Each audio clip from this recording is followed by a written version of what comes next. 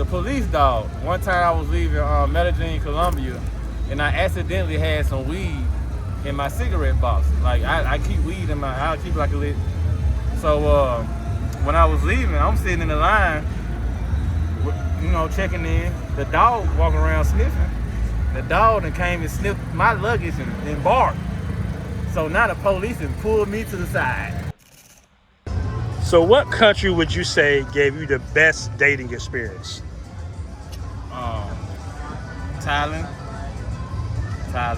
Okay, more so than Colombia and all other countries.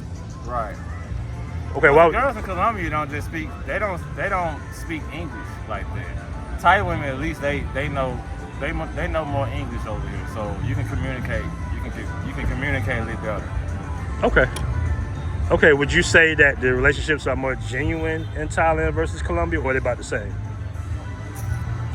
I think it's more genuine in Thailand than Colombia.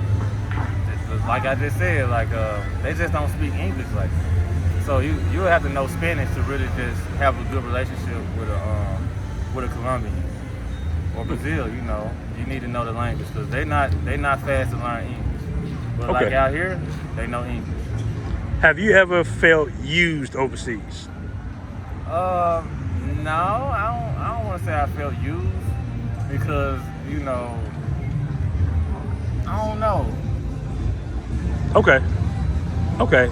And you threw me off with that one. What the hell I'm gonna ask this?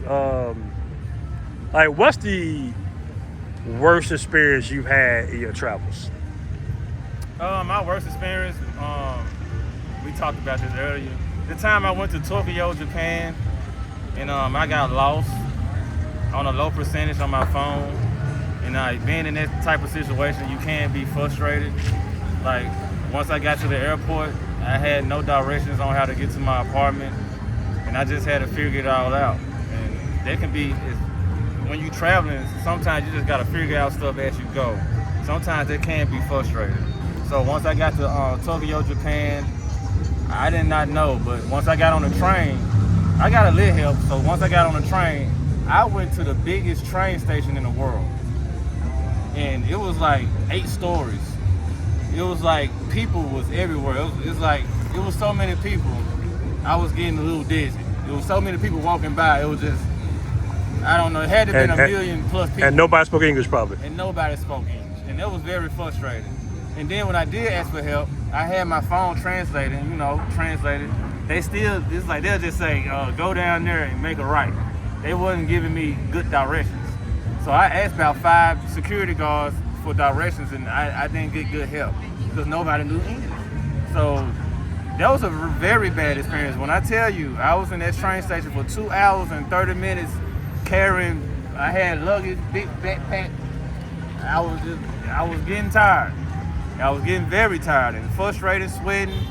And at one point I almost passed out. You know what I'm saying? I had to pray to God that day. You know what I'm saying? At the moment, I just gave up. When I gave up, I honestly gave up. That's when I looked up and I saw an exit sign. And when I saw an exit sign, I was happy. And when I saw the exit sign, you know, I went to the neighborhood where my apartment was at, but I could not find no apartment. So now I walk around the neighborhood for 2 hours and 30 minutes. Mind you, y'all don't know this, the landlord lady, she cut off at 8 p.m. It's about 7:20. I got like 30 minutes, 40 minutes to get to this apartment. And I'm wet, it's raining. I've been walking for 2-3 hours, and it was frustrating. So from the plane to the apartment, it took me about 6 hours just to get to my apartment. And I was walking the whole time with luggages, backpacks. And my best friend had just went through a situation where he couldn't fly to Japan. We were supposed to come together, but he couldn't fly to Japan because Canada sent him back to America on some racist shit. But, you know, so I ended up going to Japan by myself. So that was very frustrating. I'm saying the story too fast. You may not feel it, but imagine just being somewhere in another place, nobody speaks your language, and nobody can help you, and you lost. That shit is really frustrating.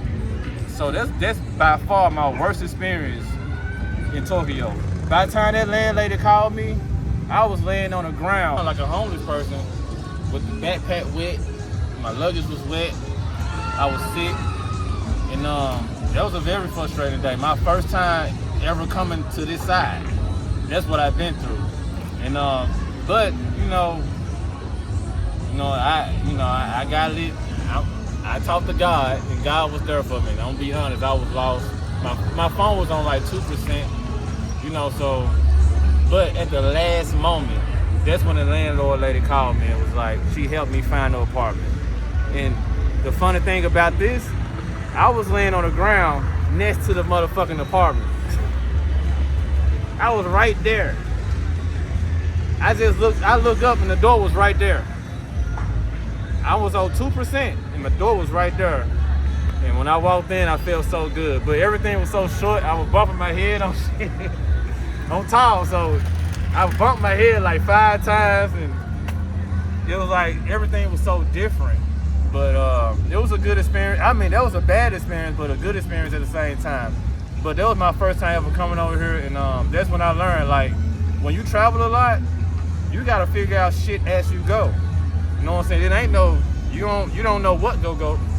When you get to the airport, you gotta read and know. Sometimes that can be frustrating. But Tokyo, Japan was like by far the worst experience when I first got there. I wanna go back, but I know this time I'll know how to get around better this time. I got my experience. Have you had any crazy incidents in the airport too?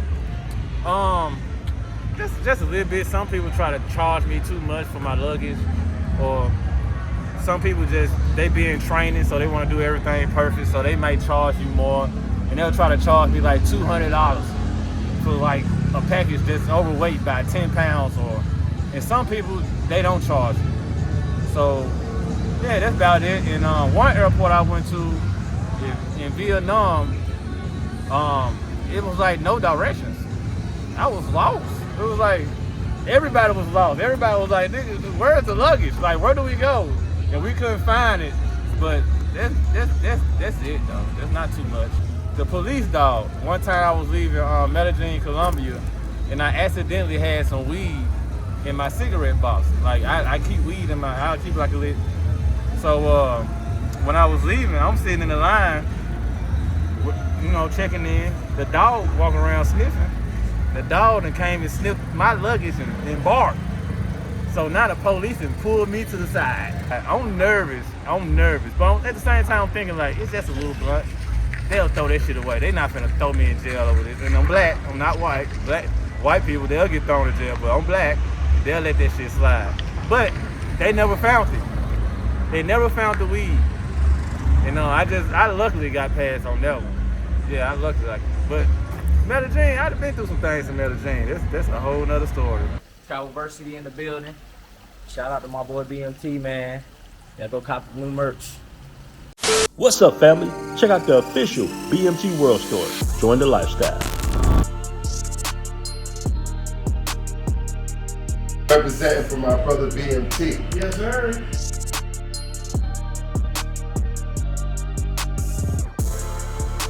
All the way